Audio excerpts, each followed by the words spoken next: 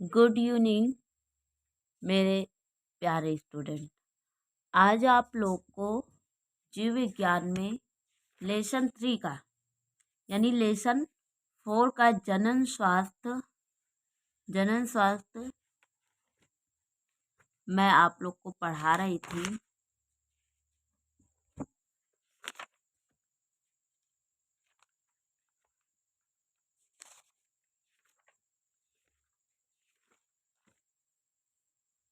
जनन स्वास्थ्य लेसन 4 है। आज पढ़ाना है आप लोग को जनन स्वास्थ्य संबंधी कार्य नीतियाँ is related to reproductive health.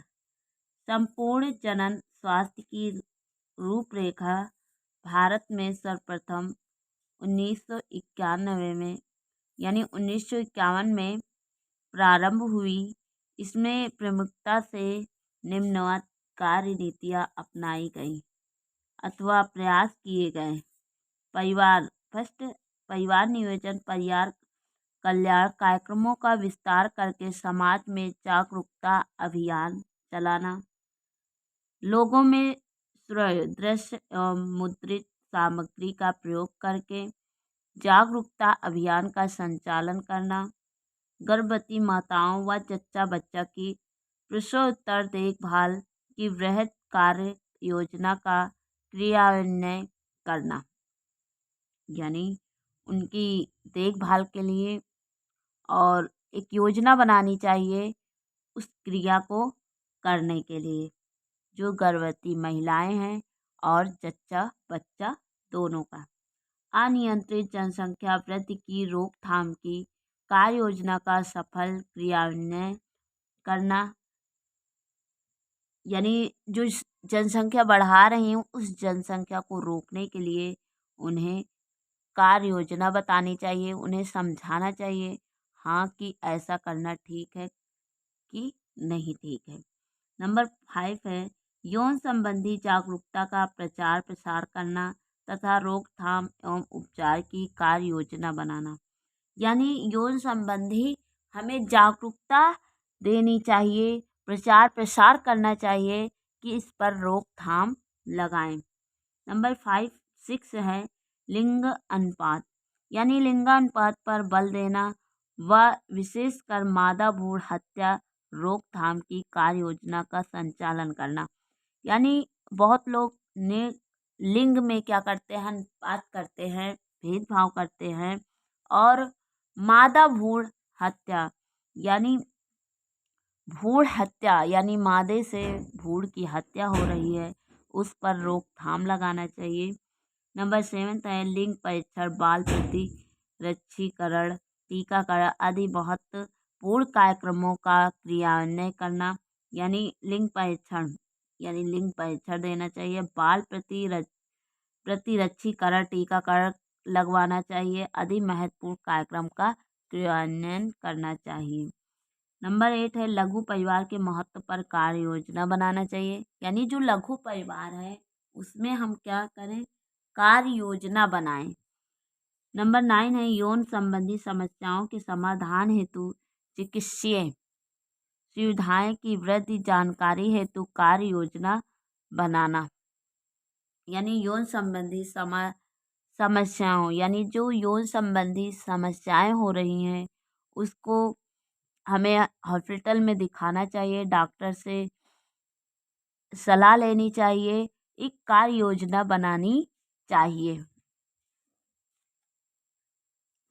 Bharatvarsh में जनसंख्या विस्फोट के कारण, यानी जो हमारा भारत देश है वहाँ पर जो जनसंख्या विस्फोट के क्या कारण हैं, यानी carrier of population explosion in India, जनसंख्या विस्फोट में से तात्पर्य, यानी कॉन्सेप्ट ऑफ पॉपुलेशन एक्सप्लोशन,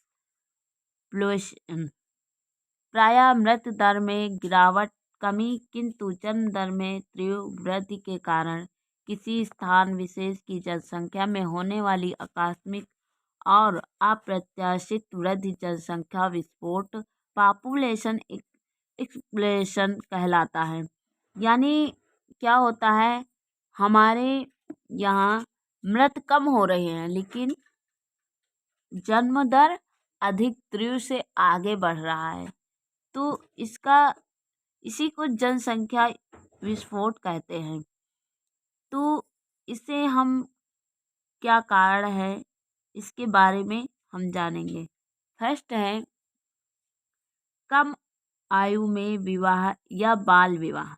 यानी क्या होता है कि कम आयु में विवाह कर देते हैं, या बाल विवाह यानी छोटे पे शादी कर लेना, चाइल्ड मैरिज। अनेक राज्यों जैसे राजस्थान, मध्य प्रदेश आदि में बाल विवाह का प्रचलन है। यद्यपि आज इसे कानूनी रूप से समाप्त कर दिया गया है।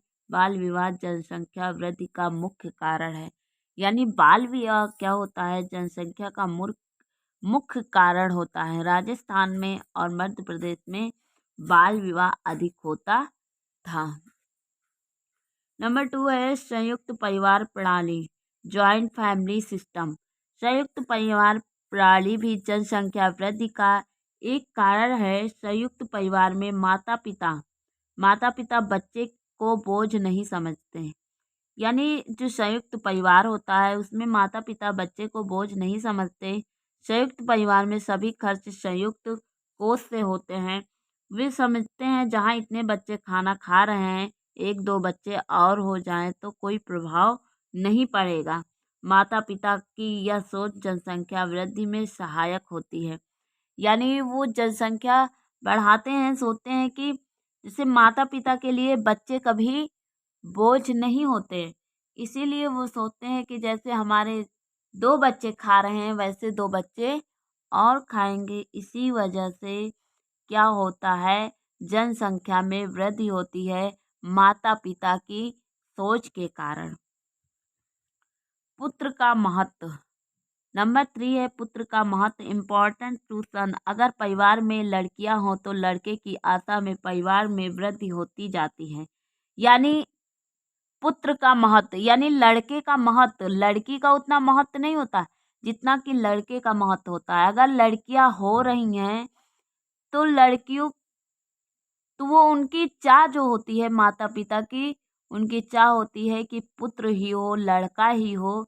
इस चाह में क्या होती है, वृद्धि होती है, आगे परिवार बढ़ता जाता है। भारतीय समाज में पुत्र का विशेष महत्व है। हिंदू दर्शन के अनुसार पुत्र प्राप्ति से ही व्यक्ति पिता के ऋण से मुक्त हो सकता है। यह भी मानता है कि पुत्र ही वंश का नाम चलाता है। अतः पुत्र प्राप्ति की लालसा कामना में लोग अनचाहे ही अनेक संतानों को जन्म दे देते हैं। यानी पुत्र की लालसा में वे बहुत सारे संतान उत्पन्न कर लेते हैं। इसी से हमारी जनसंख्या की वृद्धि हो रही है। नंबर 4 है निरक्षरता या अशिक्षा, इलिटरेसी। आज भारतवर्ष में 74.04% जनसंख्या 74.04% जनसंख्या ही शिक्षित है। अशिक्षा के कारण व्यक्ति परिवार नियोजन का महत्व नहीं समझते तथा संतान नियंत्रण का कोई प्रयास नहीं करते। इसलिए अज्ञानतावश अनवरत संतान उत्पन्न होती रहती है। यानी उन्हें क्या होती है, शिक्षा नहीं मिलती है।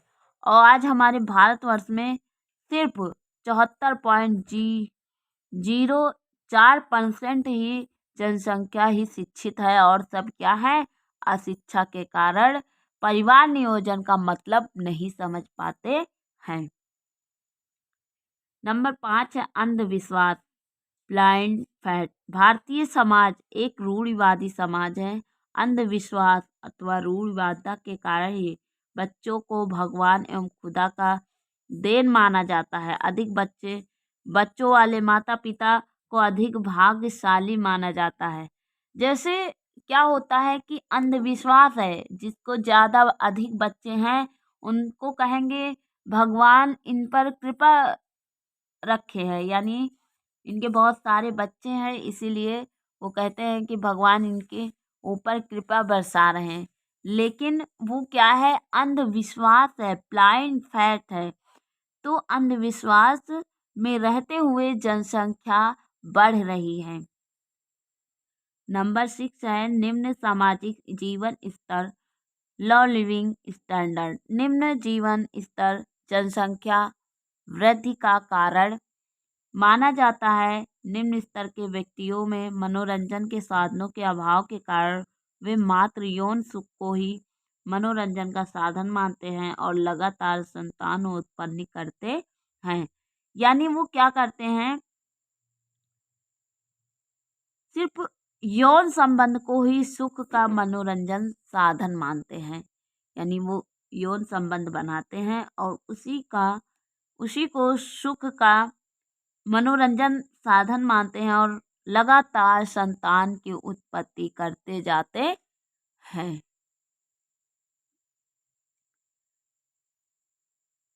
नंबर 7 है जन्म मृत्यु दर में असंतुलन, imbalance in natality and mortality. भारतवर्ष में चिकित्सा सुविधा बेहतर होने से मृत्यु दर तो कम हुई, पर जन्म दर में अपेक्षित कमी नहीं आई। यानी भारतवर्ष में चिकित्सा सुविधा बेहतर हो तो गई, लेकिन मृत्यु दर तो कम हुई, पर जन्म दर में अपेक्षित कमी नहीं आई। यानी भारतवर्ष में जो हमारे हॉस्पिटल हैं वो अच्छे हो गए और अच्छे होने के कारण लोगों की मृत्यु कम हो रही है, लेकिन जो जन्म दर है वो बढ़ती जा रही है। नंबर 8 है गर्म जलवायु। भारतवर्ष की जलवायु गर्म है, जो जननांगों तथा सहायक जनन अंगों को शीघ्र ही लैंगिक रूप में ऑनसेट ऑफ प्यूबर्टी परिपक्व बनाकर संतान उत्पत्ति के योग बना देती है। यानी गर्म जलवायु के कारण क्या होता है, जो जननांग होते हैं, जो जनन अंग होते हैं, वो क्या होते हैं, सहायक होते हैं जनन अंगों को शीघ्र ही लैंगिक रूप ऑनसेट ऑफ प्यूबर्टी परिपक्व बनाकर, यानी लैंगिक जो क्रिया होती है उसको परिपक्व बना देते हैं और संतान योग यानी संतान को पैदा करने की, उत्पत्ति करने की योग बना देते हैं। नंबर 9 है विवाह की अनिवार्यता, कंपल्सेशन ऑफ मैरिज। हिंदुओं में विवाह एक अनिवार्य धार्मिक संस्कार है।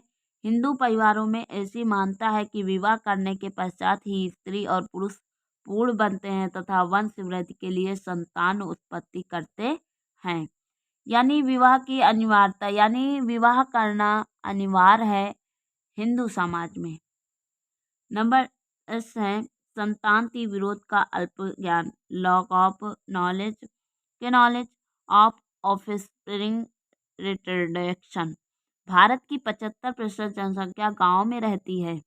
यानी भारत की जो 75% है वो जनसंख्या गांव में रहती है। गांव में शिक्षा एवं परिवार नियोजन सुविधाओं का अभाव, संयुक्त परिवार प्रणाली, संकुचित स्वभाव आदि संतानति विरोधी में बाधक है तथा जनसंख्या वृद्धि का प्रमुख कारण है। यानी क्या होता है, गांव में 75% आजकल गांव में लोग बस रहे हैं, इसी वजह से उन्हें पूर्ण जानकारी न प्राप्त होने के कारण ही क्या हो रहा है, उनमें संतानति विरोध का अल्प ज्ञान रहता है। भारतवर्ष में जनसंख्या विस्फोट के दुष्परिणाम, यानी क्या दुष्प्रभाव पड़ रहे हैं, क्या परिणाम मिल रहा है। Consequences of population explosion in India. दिन प्रतिदिन मानव आबादी का विस्तार या बढ़ती जनसंख्या एक विकराल रूप धारण करती जा रही है।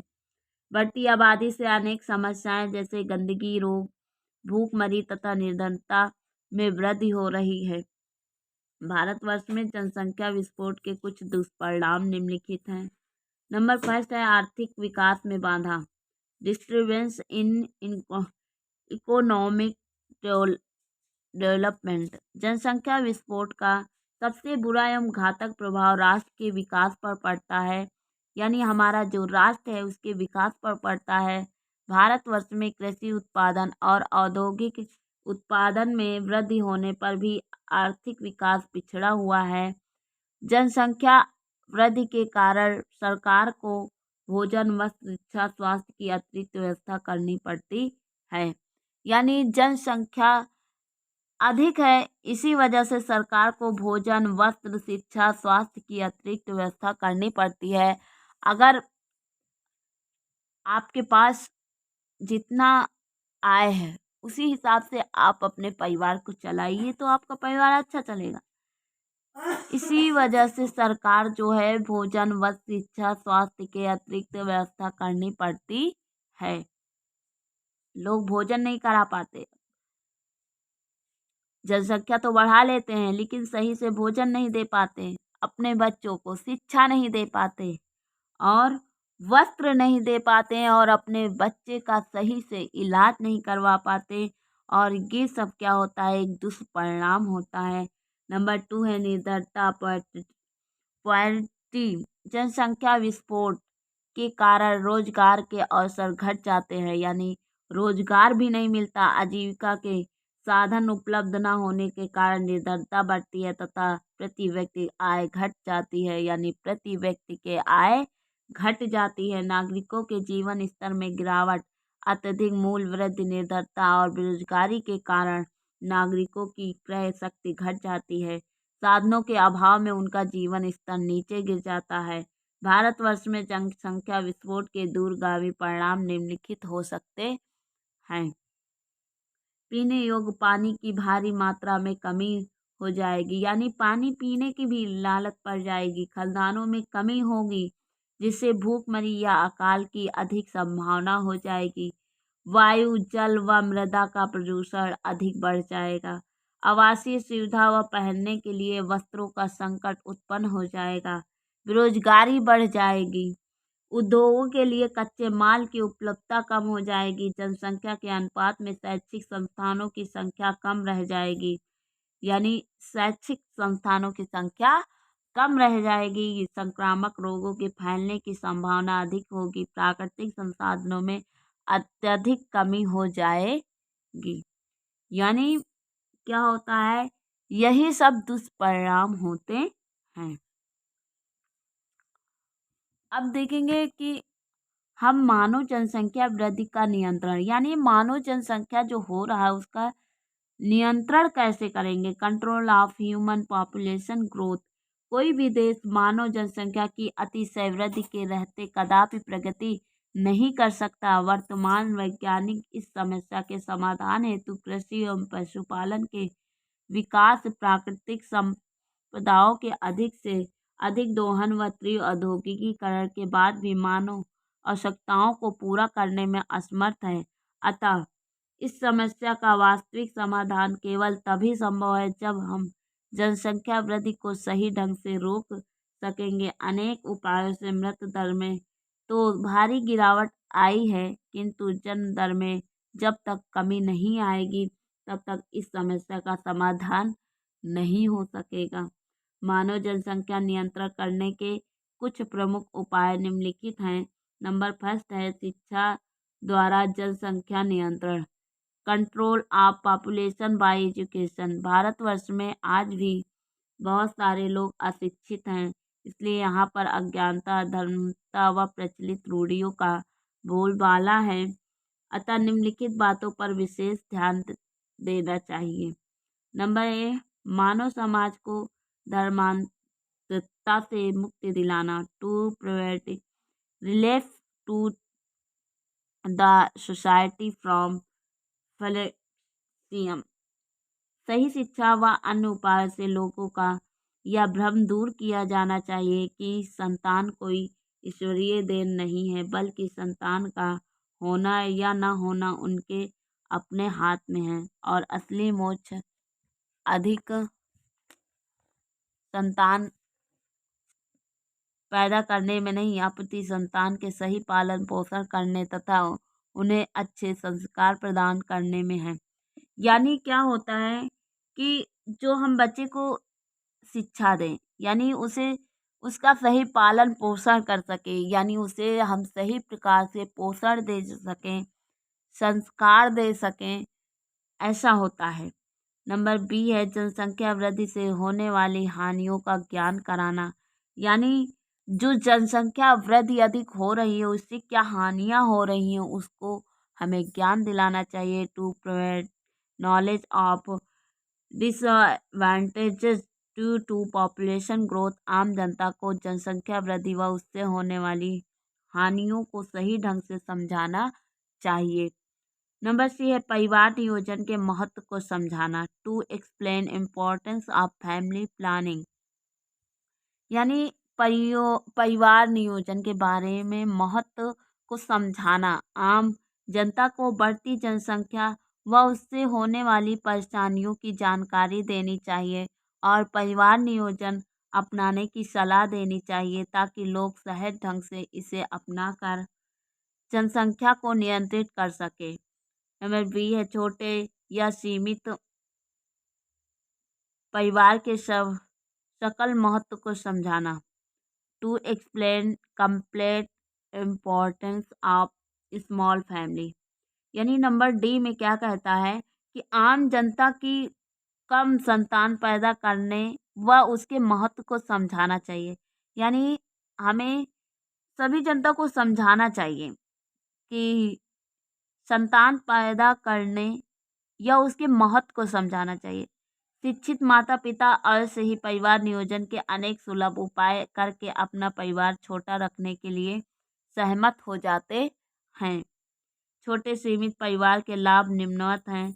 नंबर फर्स्ट है परिवार के प्रत्येक सदस्य को पर्याप्त संतुलित एवं पोषक आहार मिलता है। परिवार द्वारा अर्जित आय का वितरण प्रत्येक सदस्य पर अधिक होता है। प्रत्येक परिवार को रहने के लिए स्वच्छ, हवादार एवं प्रकाश युक्त आवास उपलब्ध होता है। माता पिता अपने बच्चों की देखभाल प्रभावी ढंग से कर सकते हैं। प्रत्येक व्यक्ति की दैनिक आवश्यकताएं सरलतापूर्वक पूरी हो जाती है। परिवार के सदस्यों की संख्या सीमित होने के कारण परिवार की आवश्यकताएं भी सीमित होंगी। फलस्वरूप समाज पर भार कम पड़ेगा। प्रत्येक क्षेत्र में सफलता एवं उन्नति के अवसर अधिक प्राप्त होंगे। परिवार रंजन सुखी एवं संपन्न होंगे।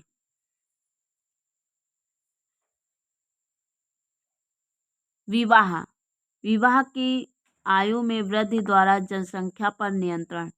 Control of population by increasing age of marriage, यानी विवाह की जो आयु है उसमें वृद्धि द्वारा जनसंख्या पर नियंत्रण होना चाहिए।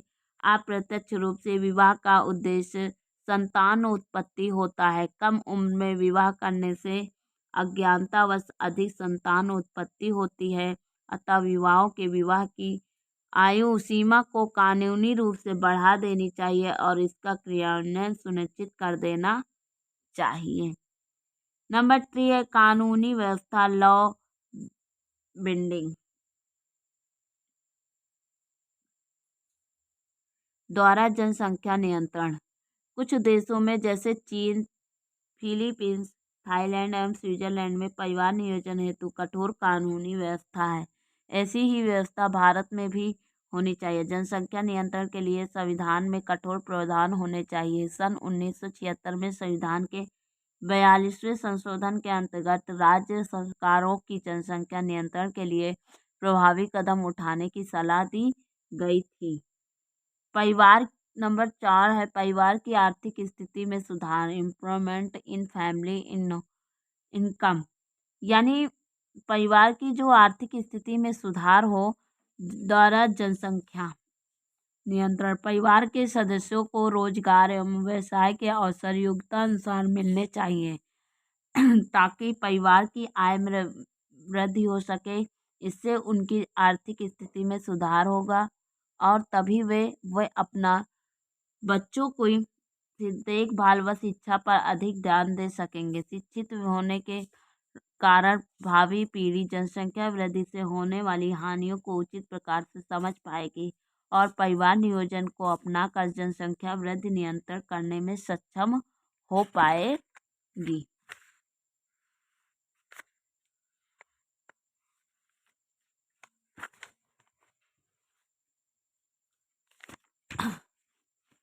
आज के लिए इतना ही। आप लोग अच्छे से मन लगा के पढ़िए मेरे प्यारे स्टूडेंट। हमेशा लाइफ में मन लगा के पढ़ना चाहिए। मन लगा के आप पढ़ेंगे तो आपका भविष्य बहुत उज्जवल होगा। I want to touch that stage of life which want, यानी आपको ज़िंदगी में हर चीज़ से मुकाबला करना है, आपको कुछ पाना है तो आप उस पे डटे रहिए। Okay, bye.